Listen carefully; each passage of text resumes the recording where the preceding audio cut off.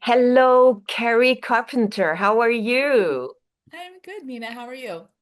Thank you so much for accepting my invitation to be interviewed on my YouTube channel, which is a free platform for teachers, for educators, for physical therapists, for occupational therapists, speech language therapists, and basically anybody who is involved with children and education, because learning is such a fundamental skill for living. It's a vitamin if it's available for you or Yes. to you, but it's not always available to everybody. And there are these invisibles that we don't know what they are, Mhm. but someone like you does. And I absolutely love your platform and the title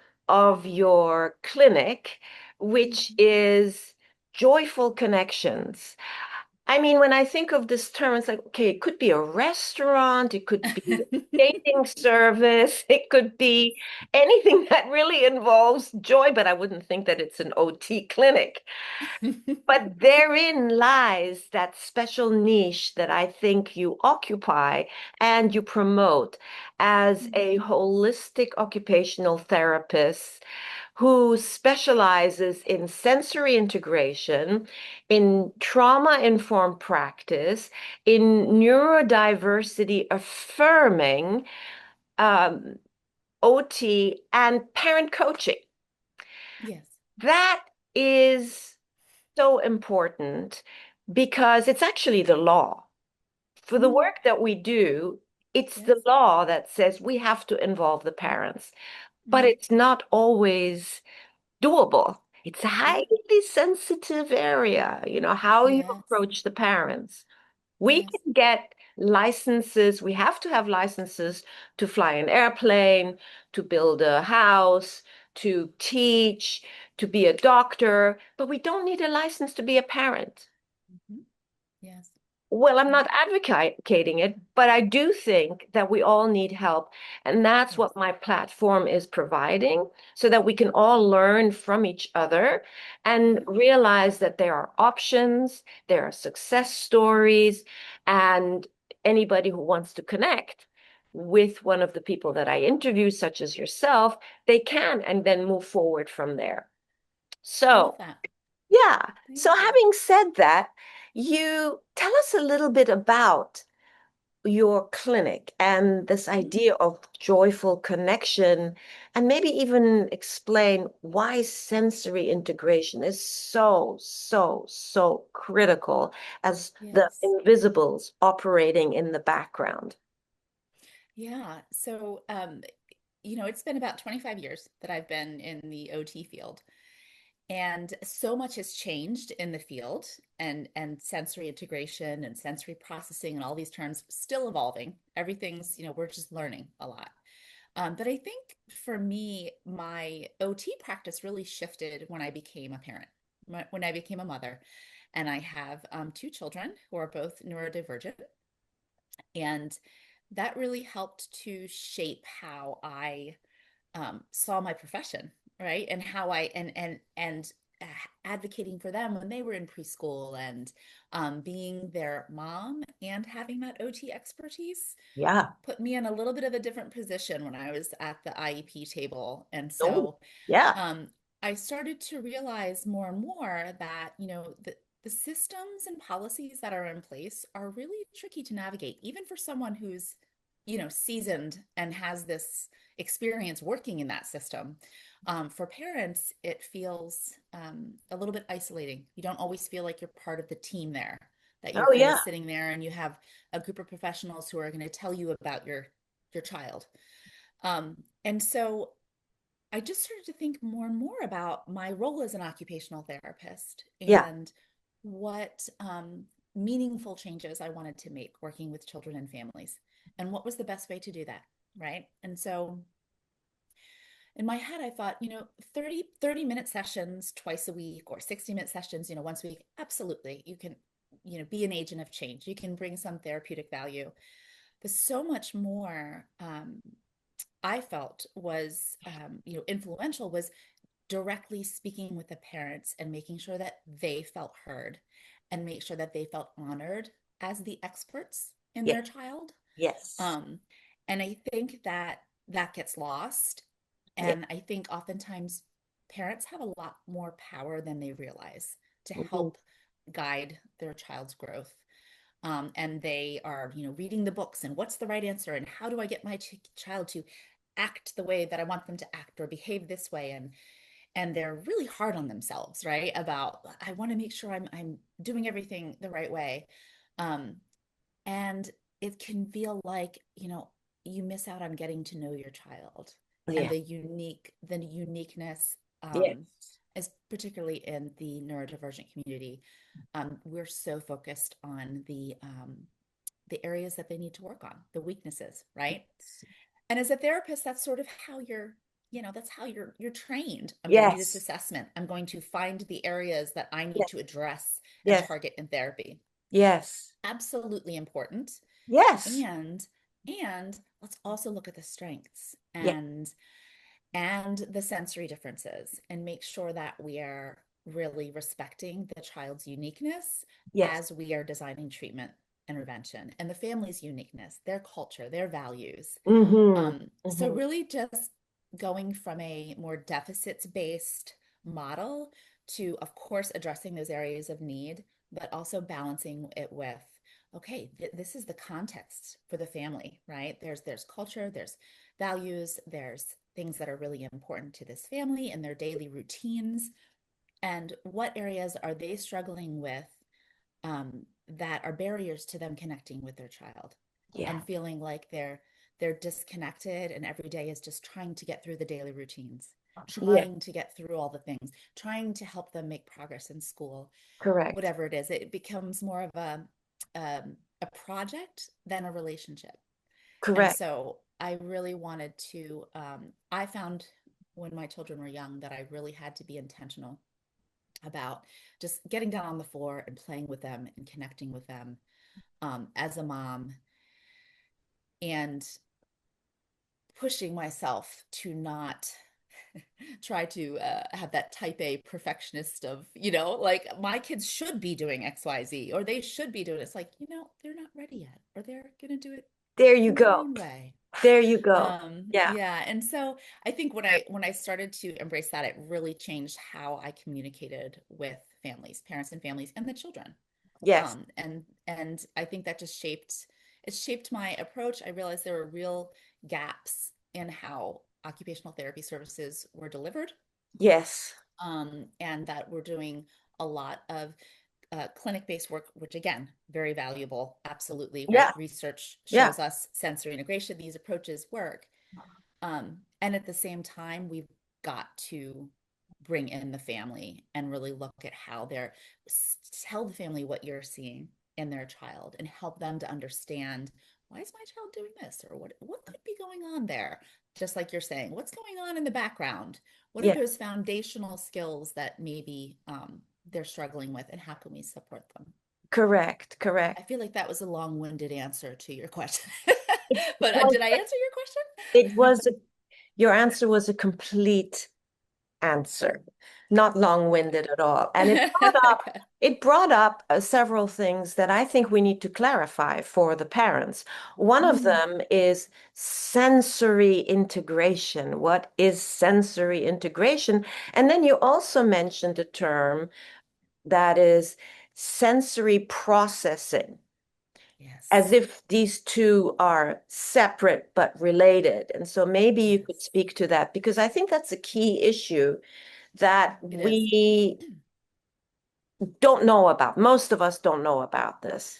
And Yes. Yeah. so, but it's so important because, we say, well, the child is sitting there. Well, is he not listening? Well, he might be listening, but he's not processing it. Or maybe there are Mhm. sensory distractions and he Mhm. can't really process. But please, you're the expert. Go ahead. Yes, no, and just to speak to that one example that you just gave, they think that the child's not listening because they're not doing what a term that I hear often is like whole body listening, right? Where it's like if you're listening, your body should be still, your hands should be crossed, you should be making eye contact. This is what you look like when you're listening. Yeah, Well, for some children who have sensory challenges, sensory differences, they might be standing on their head and rocking and humming or doing a thing, and they're actually able to truly process what you're exactly. saying, Exactly. meeting those sensory needs. If we're making them keep their body still, keep eye contact, they're going to focus so much on trying to keep their body still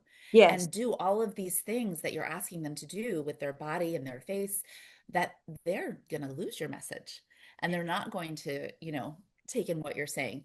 correct. Um, If we think of energy, that we go to school with a we wake up with a certain amount of energy, let's say 100 units of energy, and we expend our energy on trying really hard because of fear of mm, not pleasing, not doing the right thing, then you are expending energy that mhm. could be used for your mind to pay attention. Here you get distraction, right? Yes, Because you're yes. trying so hard to behave. Those children who stand on when they're on in a Hmm. circle time, Hmm. they are sitting down, but they constantly put their head down and their butts up. Hmm. Hmm. It's a biological need on their part. But at Yeah. some point, if we could address that, that would be awesome. I'm gonna go back to your initial question about sensory processing versus sensory Yes. integration. Just Yeah. very quickly, Yeah. I'm gonna try and overly simplify Yes. um, what that is in the occupational therapy world. So Yes. the sensory processing piece is actually a very different model from the sensory integration framework. Okay, Okay. so sensory integration framework by an amazing woman, Dr. Jean Ayers. This was in the 70s. She was working with children who had learning differences, and it was really all about certain principles of play and what children needed in order to learn. So she was looking at children's bodily, body awareness, their organization. We use a lot of jargony terms, proprioception, vestibular system, looking at how our bodies are learning by interacting with in playful ways with our environment. And so she really looked at that from a learning perspective and how, as OTs, we can challenge children who have some difficulty learning, in a way that is creating adaptive responses to the environment. So if we have a ramp for the child to walk up, and then we have something they have to jump down from that ramp, or they're rolling on a scooter, making sure that we're stimulating the child's sensory systems so that they're able to learn. It's a very active, engaged approach to therapy. Yes. So years later, the sensory processing, and that kind of around the time when autism prevalence began to increase, whether we were identifying it more effectively or the Yes. rates were increasing, you could debate that forever. But the sensory processing piece came up because it was like, oh, okay, well, we're looking at these same kind of things that Jean Ayers was seeing. We're seeing this need for proprioception, for heavy work, for pushing, pulling, pressing into surfaces. We're Yes. seeing the vestibular system, the seeking, the rocking, the swinging, the jumping, the flapping, all of these different kinds of sensory related behaviors. And so sensory processing um, is kind of a different piece that really pays attention more to the behavioral patterns that the child is exhibiting. Gotcha. So, yeah, so there's a lot of overlap. And I honestly, and someone who's sensory integration, certified and has all of this experience, I still go like it depends on who you talk to. There's, some gray areas and overlap in there. Yes. I think all of it is important to think about when Sure. you're looking at children because all of these systems interact. So with sensory processing, it looks a little bit more at like the sensitivity and the threshold of like a child who is hypersensitive to auditory things, auditory Yeah. stimuli in their environment. So they hear a toilet flush or a hand dryer in a restroom and they're screaming and covering their ears, or They're in a public place and the air conditioning turns on and they startle, and Yes. that's very disruptive to them. So we would say, from a sensory processing lens, that's hypersensitivity to that auditory Hmm. stimuli. Hmm. Similar with vision. Some children are so highly overstimulated by a lot of visual clutter Yes. that how we decorate our preschool and kindergarten rooms, right? Yes. Things hanging everywhere, and it's like, it's too much. They're unable to filter it out and focus on what they need to do. Now, some children are fine with it. They Yeah. can ignore it and go right Yeah. on, but other children, those are, issues because of their visual system. And because the Um, decorations are so interesting too. I mean, it's well, like, 100%. wow, look at Yeah. that. Oh, they're meant to stimulate interest and learning and Yes. curiosity. And then you're supposed Well, to watch the teacher. yes. And then you're supposed to sit there and look at a plain piece of white paper and hold on to a pencil and write when there's twirling whirlies. Yeah. So Not it's only that, absolutely. but you're supposed to write, but your hand isn't doing what you're supposed to be doing. Yep. You don't have the dexterity, you don't Yes. have the hand-eye coordination. Your eyes Yes. don't necessarily track. I mean, it is Yes. so many moving parts. I don't think we For sure. appreciate that. Yes, absolutely.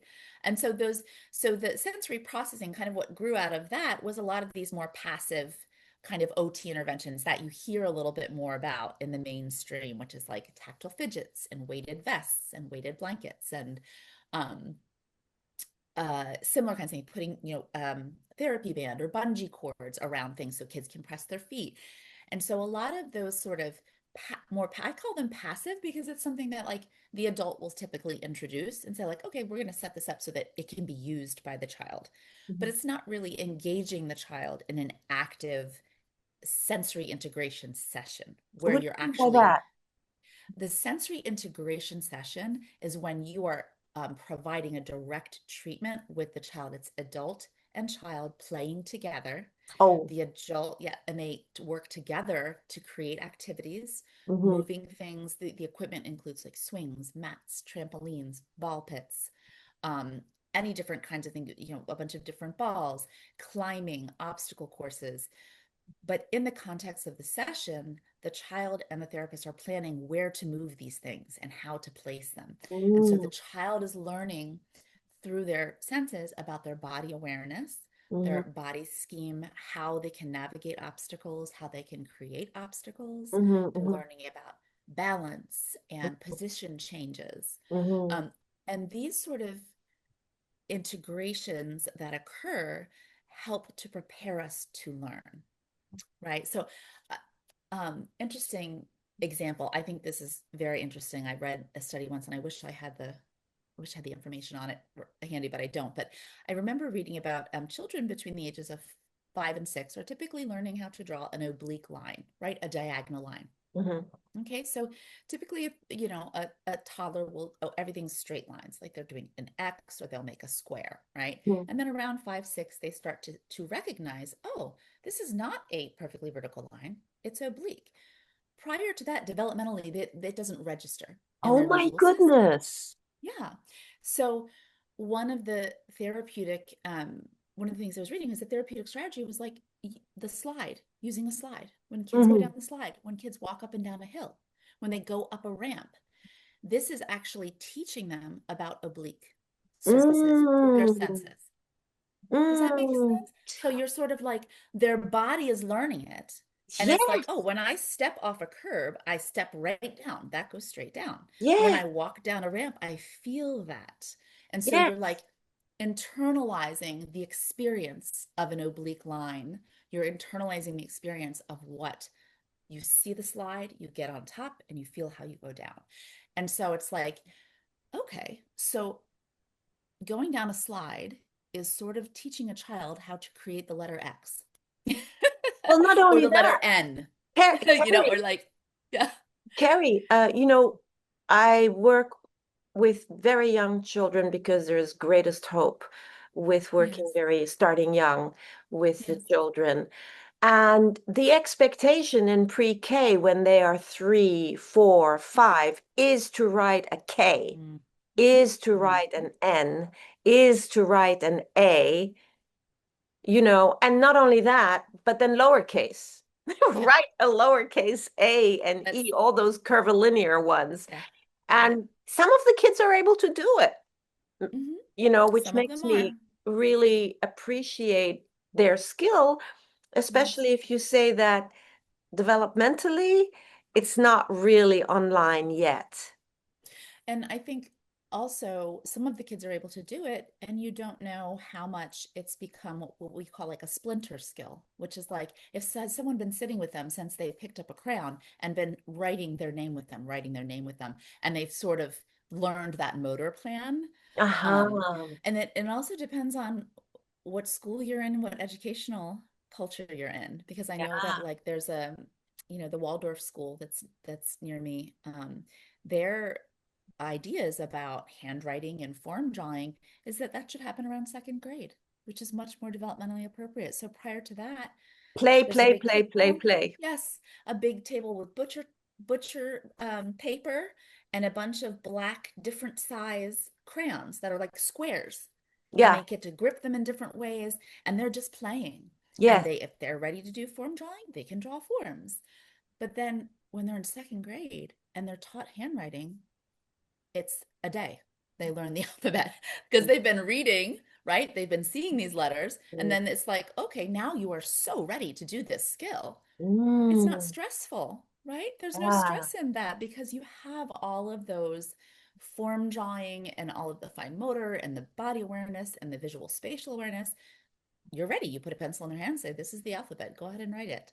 And that's it, and they yes. get it. So we have, I think it's a cultural thing too in our society that we just kind of push kids. We want to see them make products. We appreciate the product more than the process. And I think Yes. that gets lost. And Yes. young children really need the process. They need play, For safety. just for Because safety. when we Absolutely. push them to do something that they are not developmentally ready to do, again, that they want to comply, they want to do the right thing and please the parent, please the teacher, be a good student. And so there is a certain amount of stress, Yes. and then when they Yes. can't do it, then that is a little bit of distress and Yes. sadness. And then the evaluations that constantly Yes. happen, which, you can't do this. Okay, you need to practice this and you can't do Yes. that.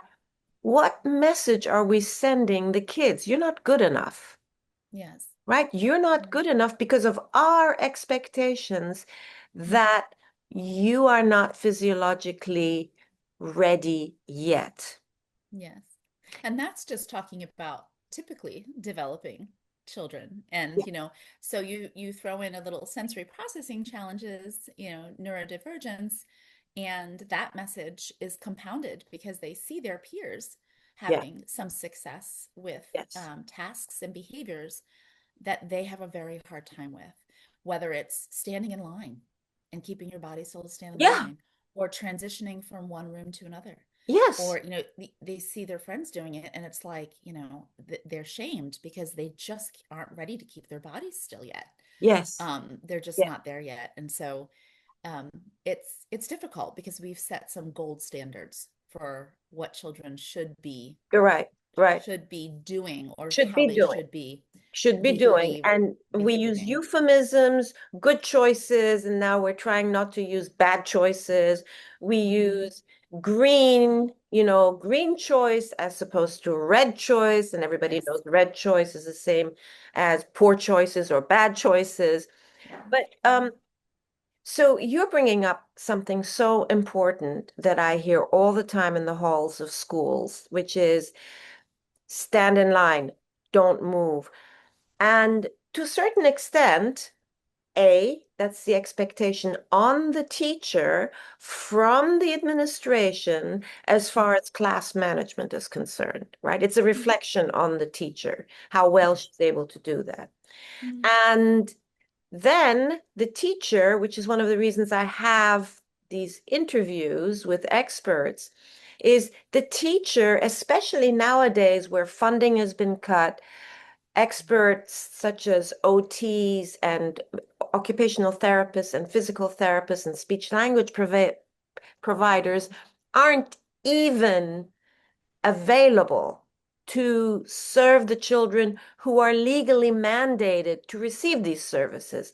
So the onus is on the teachers, right? Yes.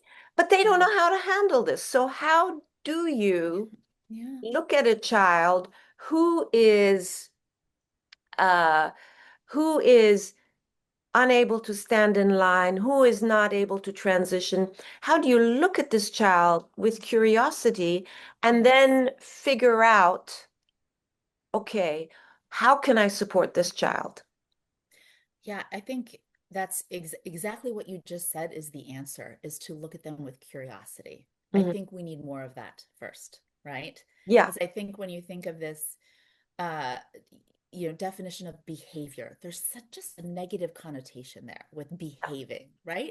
yeah, Your behavior, your demeanor, your choices, it's all, yeah, under your control. yes, And I think as for the early educators out there who are noticing differences in a child's activity level, they're the kid that's very fidgety. They're touching things all the time, and you're like, don't touch that, don't touch that, don't touch that. Keep your hands to yeah, yourself, keep it whole body listening, and all these yeah. kinds of prompts that you're feeling like you And constantly you have to raise your do. voice, teacher raises Yes, and their voices, voice, which is scary. which is Doesn't scary. help. And then you have a startle response that Yeah, will often result in freezing and compliance, what is right. perceived as compliance. Um, so, I think that the first step is to be curious, right? For teachers is to actually take a moment and go like, huh, rather than this child is giving me a hard time. It's this child is having a hard time. Like they're having a hard time. Kids do well when they can. That's a quote from one of my favorite TED Talks and authors. But and he, it's like no, none of those kids are choosing to, have their bodies do what they're doing. Yeah, It's something that they feel inside. So how do we support them? So how do you look at the child and say, okay, here's my kiddos who seem to need more movement. I think you give the example of the child who wants to be inverted, wants their head to be upside down. So in today's classrooms, I think it depends on the grade, the developmental level. But I try to integrate when I work with teachers, I do try to integrate some of the sensory piece throughout the day in a functional way. So, for instance, if a child who wants to have their head inverted all the time, I'll say, okay, let's take their, belongings from their desk and let's put them on a bottom shelf in the cubbies or whatever that's across the room because they're needing movement. They're needing their head to move. So now every time they need to come up and get up a folder or whatever, which is multiple times, it's not in their desk. They have to get up, go over, lean over, look upside down at the thing, get the item and bring it back to their desk.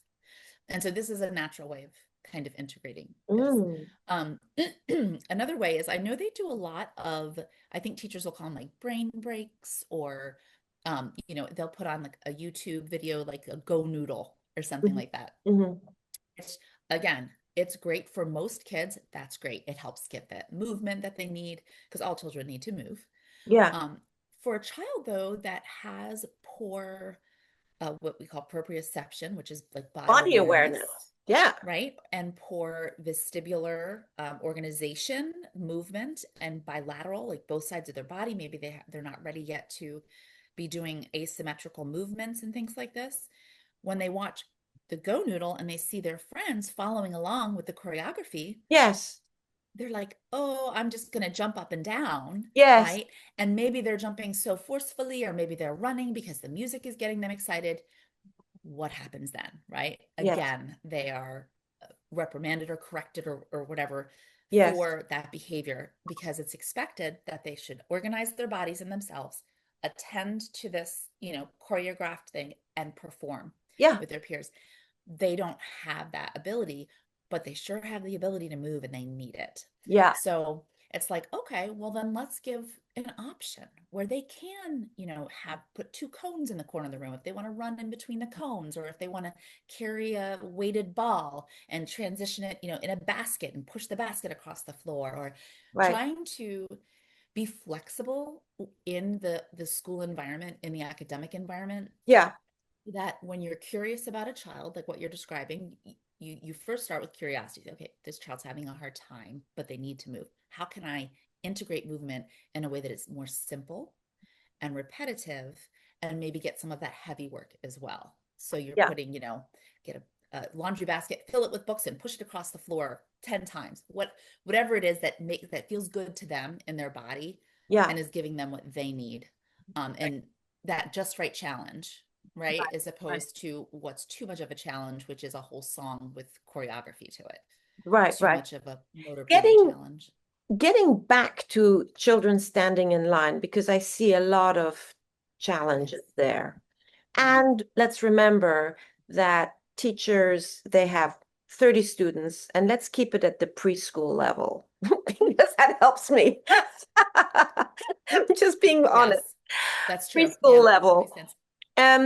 So there are one child is like bouncing off the wall and has very poor body awareness and is running into someone else when he moves, and another child who is lingering and is not moving up Mm, as the line is moving in a certain direction, either to class, to gym, or outdoors for recess. So, yeah. how does a teacher with one assistant handle multiple children who are quote unquote off task or out Mm, of sync? It's not a yeah. criticism, but they can notice it, but Sure. they are also on a schedule to move, Hmm. right? A limited time. Yes. Yes. So, how would you suggest that they look with curiosity and then Mhm. figure out how do I bring him in? In some cases, I think a lot of those teachers will tell you it's impossible. Yes, And I will tell you that I think as someone who has worked in everything from early intervention through elementary school, I am I respect teachers' boundaries and how much they're expected to handle. I think yes, that's very hard. So I do try to really listen to what their concerns are, and when I'm working with a teacher with a specific student, I may suggest, and again, this isn't like, oh, this is something that will fix all of the students' issues. But if there was one particular student who, I'll just think of someone recently that I was working with who does have difficulty with that standing in line, particularly when there's something that they're really looking forward to. Okay, so if it's gym classes coming up, lunch, whatever it is, and when they finally do get in line, they're just constantly touching their friend's hair, jumping, bouncing, vocalizing. Um, and so what I explained to the teacher was this. I said, we know because of the evaluation that I've done with this child that they have difficulty with praxis. Praxis is like a motor planning sequence. Like you get an idea to do something and then you follow the steps to do it, right? So we need praxis all the time. And praxis is like, especially something like bathing is a complex praxis task, right? Because we have to make sure we have all the parts of our body. Where do we start? Where do we finish? Then what? Then we get a towel. There's all these steps. So for a child who has difficulty with praxis, when you give them a verbal command, okay, wait in line, stand in line, uh, that equates to, okay, I stand in line and then I'm done. They need more than that. They need, okay, we're going to stand on a visual cue. This is the X or the line or whatever. And you see this kind of strategies being used. Here's the feet or whatever we put on the floor. We stay there. Maybe they need to have an actual visual reminder. What you can do with your hands. You can cross your hands, you can squeeze them. You can because whole body stillness is only going to last about 2 seconds, right? So yeah, what can you do while you're in that spot? Let's replace those behaviors with something else. Sometimes teachers will do hand signals for like quiet, and all the kids will hold their hands up. I think that's a great strategy too. yeah, If this is a kid that really needs to move their hands, maybe they put their hands up and they rock like this, like whatever the child wants to do with their body when they're standing in that line. We need to give them the opportunity to do that.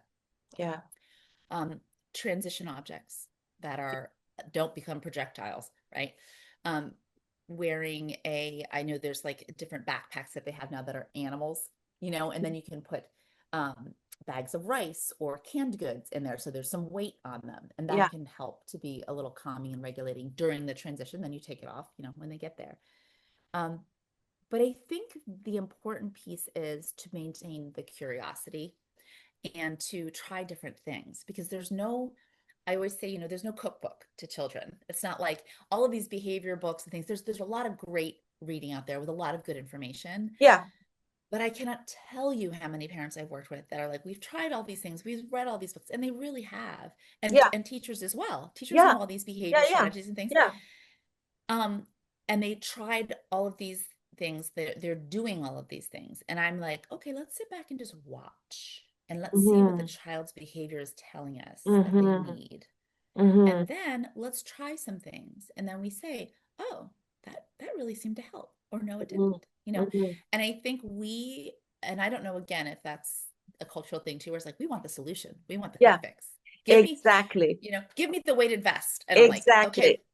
there's there's not a whole lot of evidence to support that weighted vests work. That's a whole nother thing, in terms of really like long-term impacts. But using heavy items, for them to carry, if they carry, a 5 pound weighted ball or something, if that helps them to feel more grounded in their body, then that's great. But back to the praxis thing, there's the child standing in line, and say there's no visual cues, no sensory intervention, child standing in line.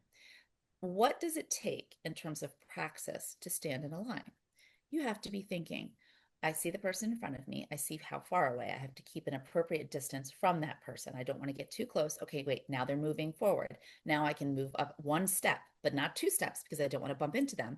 And then there's someone also behind me. I can hear them and I hear that. So there's all of these things that our sensory systems are monitoring at all times. And then, okay, as I'm walking down the hall, oh, I see so many new things. I hear my friends over here, and I have to maintain a safe distance. And then, boop, the person unexpectedly stops in front of us, and then bonk, they're bonk. And then it's, hey, you bumped into me, and a whole thing. And it's like, it is such hard work to stand in line and wait your turn for a child who has difficulty with any kind of sensory challenge. Like, that can be just exhausting, just having that command. And we say, like, wait in line. It's that simple. Yeah. So what we need to do is break that down. We stand and then notice how your friend is stepping. We need to instruct them. So, okay, now we step forward. Sometimes I'll use a hula hoop around children who have difficulty with the physical boundaries. They hold a hula hoop around them. And so that Mm-hmm. can help be like their bubble. And Mm-hmm. we'll work on that and say, oh, let's think about, see how our hoop keeps us away from our, peers because they just lean right Personal into their space. Yeah. friends. Um, so again, to I guess to answer your question, for every individual that I work with, there's always a different answer, and Correct. it's finding that child's recipe, right? Yes. Rather than going to the cookbook and saying, here are the things that help. And we do this with all the kids. It's like, well, Correct. we need to now figure this child out because everyone has a unique recipe for what they need, in terms of, sensory, whether it's a visual schedule or an actual physical thing that they need to do or hold. The answers are usually pretty different depending on the child. Well, Yeah. Kerri, I can't get enough of you. And but this is a good place for us to stop for now. Yes. Yeah, for I sure. think we need to have ongoing conversations because there is Hmm. so much to cover. And I Yes. think parents and teachers are going to really appreciate if we have other interviews that break down Mm. some of the questions about the Hmm. invisibles, insights Yes. about the Yep. invisibles, Yep. and then some of the approaches. And then we can also kind of define some of the terms so that they're Hmm. clear, everybody's on the same page. That's just to say that I think we need a multi-series. Mm. Sure. I'm game. Let's do it.